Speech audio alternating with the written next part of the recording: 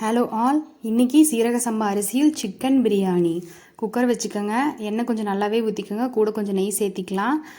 பிரியாணிக்கு போடுற எல்லா ஸ்பைசஸுமே ஆட் பண்ணிக்கலாம். கூட கொஞ்சம் ஏலக்காய், சோம்பு, ஒரு பச்சை மிளகா, ஒரு பெரிய வெங்காயம், கொஞ்சம் கருவேப்பிலை, தேவையான அளவுக்கு உப்பு போட்டு நல்லா வெங்காயத்தை வணக்க வச்சிடலாம்.